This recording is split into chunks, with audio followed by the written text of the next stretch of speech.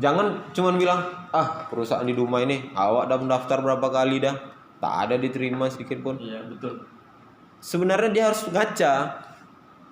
Weh, aku 20 tahun bisa jumpa Kapolres, sedangkan anak-anak yang lain masih balap-balapan. Selagi tidak itulah merugikan dirinya sendiri, tidak merugikan orang lain, lanjutkan. TikTok itu bagus gak? Apa yang menarik dari seorang Derry menurut BJ? Kalau menurut aku seorang Derry itu yang tidak menarik. Still on my mind, open mic with Derry Perdana Nugraha. Pas. Paten. Apa yang lebih paten dari Oni? Aku orang ganteng. Enggak. Maksudnya gini loh, Der. Apa yang menarik dari seorang Derry ini? Tidak ada yang menarik. Yang aku datangkan sekarang ini di dalam podcast aku ini ngapain? Nggak tahu kan BJ yang nelpon aku tadi. Kan BJ yang nelpon tadi. Oh ya, kita terima kasih kepada Kultur Barbershop ya, Bi. Kultur Barbershop, Bi. Keren. Jalan alamatnya di mana? Nangka. Jalan Nangka. Sukajadi. Jalan Nangka. Keren BJ. Ya, ini merupakan sebuah tempat yang paling berharga dia kan. Iya. Sekali-sekali kita berada di barbershop Permak rambut. Permak rambut kalau bahasa kampungnya. Iya. Rambut adalah mahkota gitu ya. Rambut adalah mahkota. Jadi kawan-kawan kalau yang mau potong rambut, pangkas rambut, silakan ke Kultur. Oke, teman-teman. Oke, lanjut. Terima kasih. Terima kasih Kultur. Rabi Darwis. Jangan lupa voucher ya. Vouchernya habis loh. Habis. Oh, habis. Jadi Der, menurut Derry sekarang ini aku mau cerita nih Der. Ya. Tentang ini Der. Tentang apa namanya? Tentang seorang Derry ini. Iya. Seorang Derry ini apa sih yang menarik? Aku tidak bisa menilai diri aku sendiri BJ. Orang yang sering menilai gitu. Dari BJ sendiri aja lah. Apa yang menarik dari seorang Derry? Menurut BJ. Kalau menurut aku seorang Derry itu yang tidak menarik. Omong kosong. Nggak, maksudnya seperti ini loh. Derry, oke. Di profilnya seorang Derry ini adalah tahun 2018 atau 2019 itu menjadi delegasi pemuda dari Kota Dumai untuk menuju ke provinsi. 2019 BJ. Iya. Yang ceweknya siapa itu? Yang ceweknya Sulaica Aprilia. Sulaica Aprilia. Iya, Sulaica Aprilia. Gadis manis dari Dumai. Next lah kita panggil dia. Harus BJ. Oke, jadi gini deh. Hari ini Ya.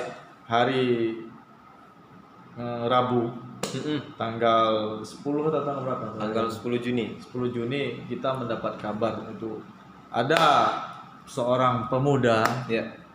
yang mengalami traumatis atau apa gitu kan, bunuh diri ketika dia dalam masalah cinta. Jadi kita menyikapi lah ini seorang Derry. Bagaimana pandangan seorang Derry yang menjadi pelopor seorang pemuda yang bergerak dalam kepemudaan kayak gitu. Dan juga aktif di dalam beberapa organisasi. Ya. Seperti KNPI, PGK, ya. Genpi juga. Ya. Apa lagi?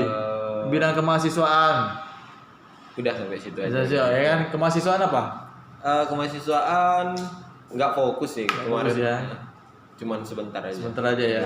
Oke, jadi dengan 3 organisasi yang dijalani ini mungkin bisa ada pengalaman yang bisa disampaikan dan sehingga menjadi delegasi pemuda untuk menjadi pelopor bagaimana menyikapi kepemudaan yang mengikuti tren zaman ini. Oke.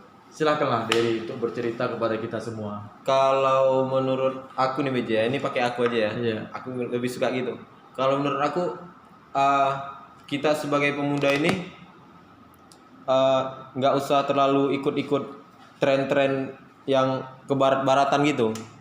Jadi yang harus ditanamkan oleh diri pemuda itu adalah bagaimana semangatnya membangun negerinya sendiri gitu.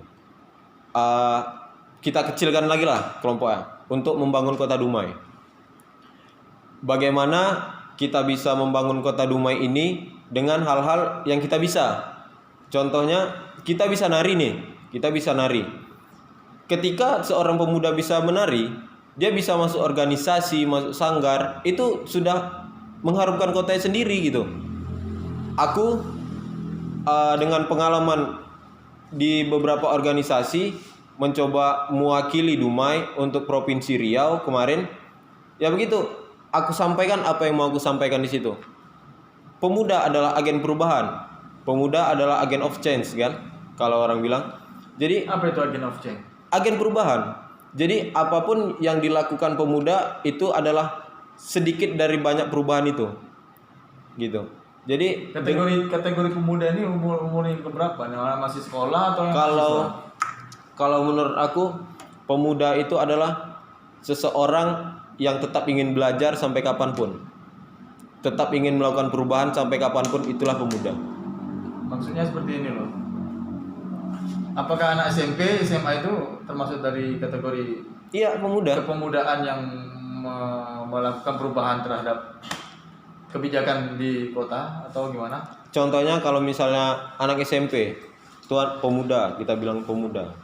Sekarang ini, sebelum dilanjutkan ya. Pemuda ini yang SMP ini melakukan tindakan yang apa?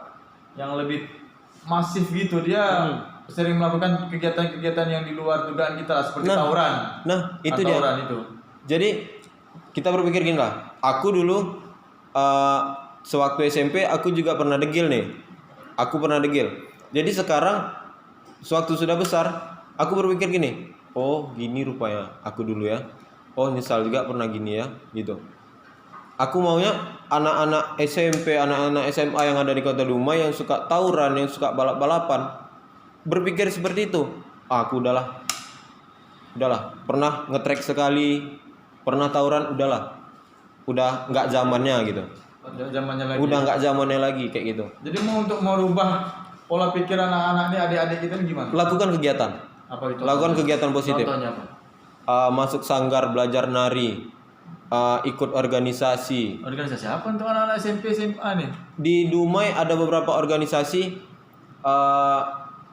yang aku tahu nih, IPNU, Ikatan Pelajar Nahdlatul Ulama. Oh iya. IPNU. Terus dari PGK juga organisasi kepemudaan. Itu ada juga anak SMK di situ, anak SMA. Jadi bebas gitu ya? Jadi mereka tuh lebih berpikir ke depan gitu. Nggak stuck sampai situ aja gitu. Jadi yang dilakukan anak-anak muda ini, pemuda ini. Ini sekarang kan berkembangnya teknologi TikTok ya kan. Lagu-lagu Fucek Boy itu. Jadi untuk menyikapi hal ini apa yang menjadi sorotan pribadi seorang Berry?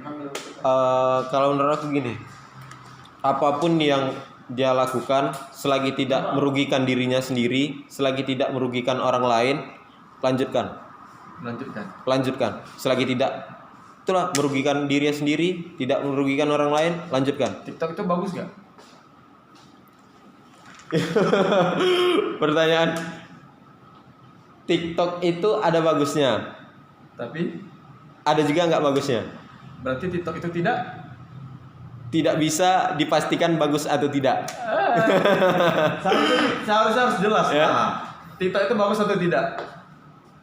Bagus atau tidak? Gimana BJ? Aku bingung juga nih BJ. Menurut BJ bagus atau tidak? Kalau aku nggak bagus. Enggak bagus. Kenapa tidak bagus BJ? Ya nggak ada alasan untuk bilang seperti itu. Kan TikTok ini tidak mendidik. Oh gitu ya. Nah, itu aja. Nggak ada konten yang mendidik. Iya, soalnya kan kalau Ada. misalnya dia tidak menjurus kepada hal-hal negatif jadi tidak baik kan. Kalau yang positif itu, kalau ini kan pertanyaan dan itu pertanyaan itu universal. Makanya tips fotografer kan ada tuh YouTube-nya. Iya. TikTok ini kan. Nah, memang itu hal yang positif jadi baik. Kalau misalnya dia pamer toketnya ya kan atau apa ya. Keindahan ya, keindahan. Bukan Cimoy itu kan sering kan di apa kan? Di Cimoy, ini kan. Cimoy yang mana tuh? Ah, ya, artis TikTok. Artis TikTok, pamer susu ya, kayak kayu gitu. Senggayut-gayut ya. Ah. Senggayut. Segayut, apa enggak menghancurkan? Kan gitu. Merugikan orang lain gitu ya. Merugikan. Itu bagi aku. Orang lain yang mendapat dosa gitu ya. Nah, ya. Iya, iya. Jadi gini lah. Sekarang dalam pandangan seorang Derry, kita juga cuma berpikir bahwasanya bagaimana mungkin kita bisa menciptakan suatu tatanan kepemudaan, Siap, ya siap. kan? Bukan tatanan dunia baru. Iya. Jadi bagaimana menciptakan suasana anak-anak remaja yang kondusif, bebas dari tawuran, narkoba, kriminalitas, kayak gitu. Hingga pacaran-pacaran yang tidak layak, kayak gitu. Bagaimana itu menyikapinya? Kalau menurut aku untuk melakukan perubahan itu dimulai dari diri sendiri lah memang ya. Tapi juga harus ada support. Supportnya seperti apa? Support dari pemerintah contohnya. Harus Wadah ya. harus ada wadah. Seharusnya Dibuatkan misalnya itu pemuda anak-anak SMP suka balapan. Bikin tracknya. Udah tuh. Udah. Di mana? Nah, itu dia. Di apa? Di berita lantas ngapain track. Itu dia. Mantap. Itu salah satu ya. Buatkan tracknya.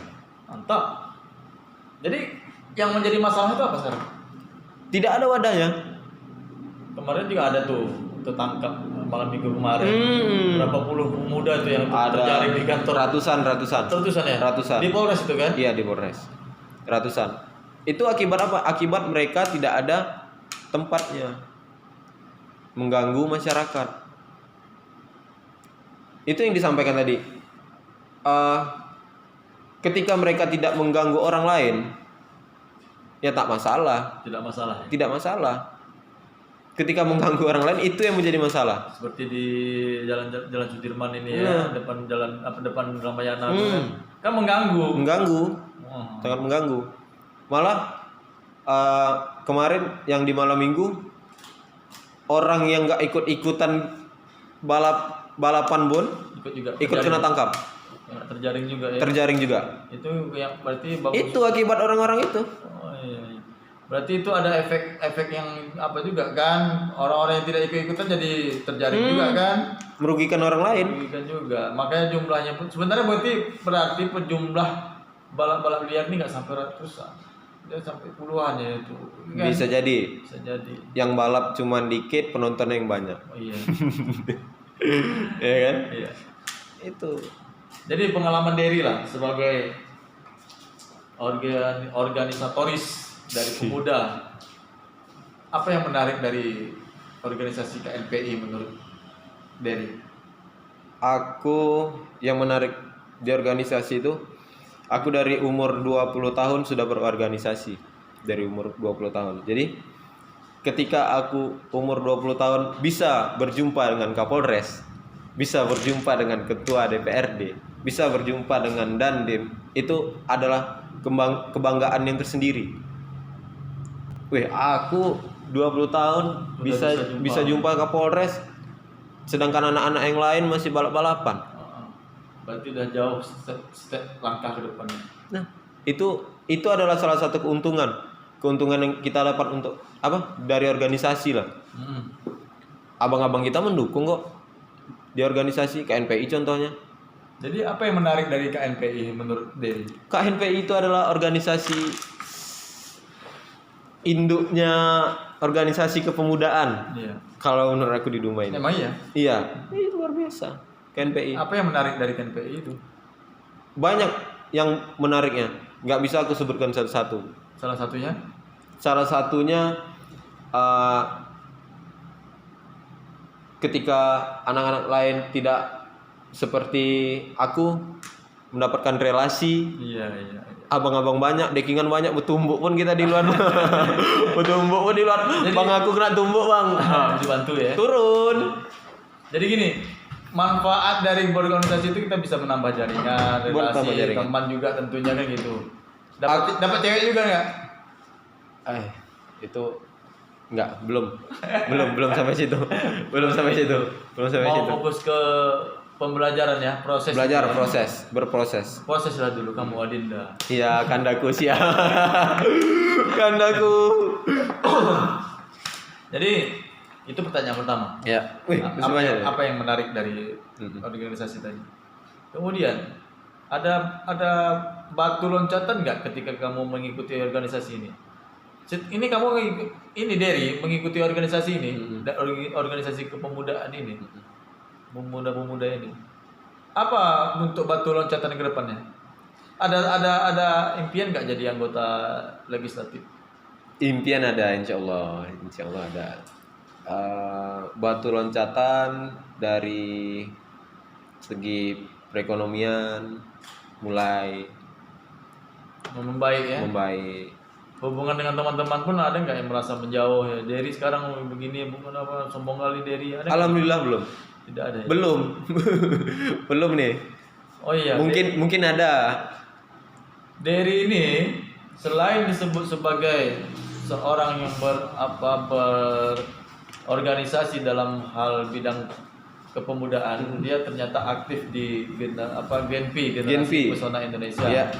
Nama gelarnya Wa'atan. Iya. Video terakhir itu pas pandemi itu tentang sosialisasi tentang pandemi itulah pokoknya tentang social distancing itu. Kan Wa'atan kan terlibat dalam video itu. Iya, benar sekali. Itu bisa diberikan penyampaian yang lebih spesifik lagi. Sebenarnya untuk penyampaian spesifik tuh kita kan sudah sama-sama tahu. Jadi ketika pandemi ini kita sama-sama berjuang, sama-sama menyelamatkan dunia, sama-sama menyelamatkan keluarga kita dari virus seperti itulah. Jadi dengan untuk mencegah pandemi itu ke keluarga kita, ke lingkungan kita, itulah harus mencuci tangan, menggunakan sabun, menggunakan masker. Ini saya bawa masker. Bawa masker ya? Dari KNPI. Sampai ada logo KNPI ya. Oke, mantap Derry. Kemudian ini sebelum pertanyaan terakhir lah. Ya. Aku mau nanya nih. Selama kamu berorganisasi ada terlibat dalam masalah nggak? Maksudnya masalah seperti inilah dengan aparat atau pemerintahan. Pernah bentrok nggak? Kalau itu pernah beberapa kali. Pernah di aksi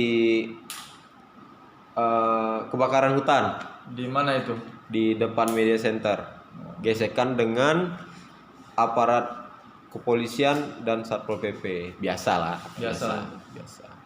Terus ketika COVID, masalah PSBB dan bansos, gesekan dengan pihak kepolisian. Jadi bentrok yang terjadi itu kan tidak mengakibatkan keparahan gitu. Jadi setelah terjadi konflik atau gesekan itu ada apa yang didapatkan dari? Ya kalau di lapangan ya di lapangan gitu. Ketika kita kalau diceritakan nih, kalau mereka arogansi kita bisa lebih dari itu gitu. Kita kan ada jalur hukum sendiri. Nah, jadi ketika mereka nyenggol dikit, kenapa kita tidak bisa? Iya. Tapi kan sudah kita sampaikan, Pak, kita kesini baik-baik, Bu, kita kesini baik-baik, gitu. Nah, ketika kita dilayani dengan baik, kita juga menyampaikan dengan baik, gitu. Tapi ketika mereka mulai arogan, kita bisa lebih dari itu sebenarnya, gitu. Berarti tergantung situasi lah ya. Nah, kalau mereka baik ya kita lebih baik. Kalau mereka arogan kita bisa arogan juga kayak gitu. Tapi sesuai dengan proses hukum dan undang-undang yang berlaku. Yeah. Karena bagaimanapun juga untuk menyampaikan aspirasi ini kan dilindungi oleh undang-undang. Benar. Itu hak kita. Jadi dari ketika dulu sekolah di mana? Dulu SD di 016 Bulu Kasab. 016. SMP? SMP 1 Dumai. SMA YKPP Dumai. YKPP. Orang bilang anak Pertamina. Iya, padahal Enggak juga. Ya, biasa aja. Jadi SMA di mana kemarin? Di KPP. Wih, anak Pertamina nih. Anak Pertamina. Anak Pertamina nih gitu. Padahal enggak. Padahal biasa aja ya. Biasa Karena aja. kebetulan kita pun orang tua bisa masukkan dari ke Nah, sekolah itu ya kan. sekolah Jadi setelah tamat sekolah kuliahnya di STT Dumai, di STT jurusan apa? jurusan Teknik Industri. Jadi dengan setelah masuk industri, teknik industri, kita kan sekarang mau memasuki fase industri 4.0. Apa tanggapan Dery tentang industri 4.0 ini? Kalau menurut aku gini, kita sebagai SDM, seperti ginilah, aku sebagai anak Dumai nih, industri makin banyak di kota Dumai. Ketika aku tidak berpotensi, aku tidak bisa menuntut aku masuk ke perusahaan. Gitu. Jangan cuman bilang, perusahaan di Dumai ini, awak udah mendaftar berapa kali dah, tak ada diterima sedikit pun. Iya betul. Sebenarnya dia harus ngaca, kau tuh berpotensi atau enggak, gitu. Kalau kau berpotensi ya silakan. Ini tidak berpotensi. Tidak berpotensi. Merepet-merepet ya kan? Merepet pula. Nanti disuruh kerja tak bisa, bingung. Sesuai jalurnya lah. Nanti kamu bisa apa? Aduh, pening dia bisa apa? Suruh cabut rumput, marah-marah pula dia nanti. Iya. Aku masa dijadikan Padahal putar daerah ini. putra daerah nih, kok aku disuruh cabut-cabut rumput? Iya. Padahal dia nggak bisa apa-apa tuh. Iya. Jadi untuk pemahaman seperti itu apa yang bisa kita kasih kepada masyarakat seperti itu? Sebenarnya ada solusinya. Apapun masalahnya pasti kan ada solusinya. Contohnya mereka harus diberikan pelatihan. Dari perusahaan-perusahaan harus ada itu. Sebelum masuk ke perusahaan itu dikasih pelatihan, diklat apa segala macam, harus ada tuh. Jadi siapapun yang masuk ke perusahaan itu tersaring. Bibit bobot itu tahu. Bang Jimmy keahliannya apa? Kalau Bang Jimmy belum ada keahlian, oke, kita masukkan perusahaan, nanti kita diklat. Kita kasih pelatihan dari perusahaan. Bakatnya di situ nampak. Nah, Itu solusi ya. itu solusinya. Dari pemerintahan. Di Dumai ada balai latihan kerja Di Bukit Timah. di Bukit Timah. Itu salah satu solusinya. Ada pengelasan. Masuk ke perusahaan, pengelasan. Menjahit. Banyak BJ. Aku masuk ngajarin. Aku ngajarin Ngajar dukur. Mantap. Barbershop ini peluangnya besar BJ. Kultur main. Aku. Iya. Aku tuh aku lah. Ngajarin dirimu. Iyalah. Oh, Luar biasa. Iya. Ilmu pangkas rambut tuh luar biasa. Termasuk menjahit tadi ya kan. Iya. Jadi gini deh. Kalau macam gini kan ada menjadikan potensi anak-anak Dumai ini untuk bisa kreatif kan, ketika mereka bisa mengikuti diklat ini sesuai dengan bidang mereka masing-masing kan bisa terpenuhi dan angka pengangguran pun berkurang. Nah, Ya kan? Jika angka pengangguran berkurang, berarti keterlibatan anak-anak muda untuk melakukan kegiatan kejahatan, tindakan kriminal itu tidak ada. itu dia. Ya kan? Nah, tapi ada bukti fakta ini kan. Ini tidak terlaksana kan? Nah, itu Banyak dia salah yang satunya. terjadi kan. Belum yang di daerah-daerah pinggir-pinggiran, Puak, Lintung, Bukit Kapur, ya kan? Bukit Timah yang sana mau Iya. daerah Mabunggo, Sungai Sembilan itu tidak terdeteksi. Iya. Jalannya aja masih busuk kali jalannya memang. Apalagi kalau hujan. Hancur. Hancur. Bekubang kata orang Melayu. Iya. Bekubang. Apa masalah? No comment. No comment BJ. No comment BJ.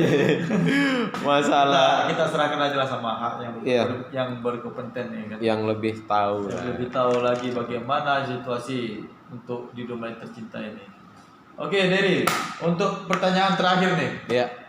ya kan, karena kita sudah mau lewat jam 1 lewat malam ini. Setengah dua. Sudah mau setengah 2 kan. Sebelum video ini berakhir, di ujung pertanyaan aku cuma mau menyampaikan sebuah pertanyaan seperti ini.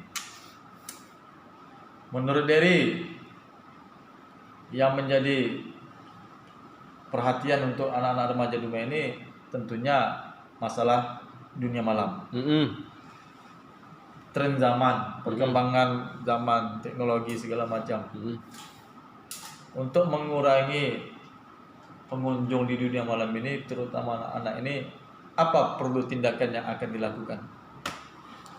Sebenarnya dunia malam ya untuk mengurangi pengunjung. Yang ini maksudnya bukan pengunjung yang lebih layak, maksudnya 17 tahun ke bawah. 17 tahun ke bawah. Yang anak-anak itu kan gitu. Tetap dari pengawasan orang tua. Tetap dari pengawasan orang tua. Satu lagi yaitu jangan terlalu mengikuti tren. Jangan terlalu mengikuti tren. Jadi ketika temannya mabuk nih. Wih, gimana nih mabuk nih? Ikutlah. Nah, ikut-ikutan, latah. Itu budaya Indonesia tuh latah tuh. Bahasa Melayunya apa? Latah tuh seperti apa? Bolak-balik tuh apa yang dibuat itu dibuat ya. Latah tuh dia. Jadi ikut-ikutan. Teman ngobat ngepil, ikut ngepil. Coba-coba kalau coba-coba sekali itu tak apa-apa. Coba-coba nanti, ketagihan. Kalau dapat nggak usah dicoba sama sekali. Biarlah dibilang kampungan apa semua. Ngobat, minum, masuk ke dalam itu. Nggak keren kalau nggak masuk. Terpaksa masuk. Ayolah kawan-kawan. Nggak keren kok nggak ikut. Biar aja dulu nggak keren. Aku masuk dalam situ duduk aja yang buat nengok orang joget. Jadi joget gini aja aku nih. Lihat orang joget. Pulang. Rupanya? Ya udah pulang. Gitu aja. Iya gitu aja. Nggak tahu kayak mana dunia orang. Ngapa lo orang nih geleng-geleng kepala nih. Aduh. Udah. Awak geleng-geleng kepala pusing malah kan. Dia sanggup dia geleng-geleng depan speaker. DJ pekerjaan, hobi, jadi duit. Yang masuk nih kenapa? Joget di depan speaker. Kenapa? Ada apa? Gangguan apa? Gitu. Apa yang di dalam benak orang tuh? Aku kalau dapat aku ambil mic tuh azan aku situ tuh. Oke, Dan. Satu lagi pertanyaan. Iya aja. Ya kan?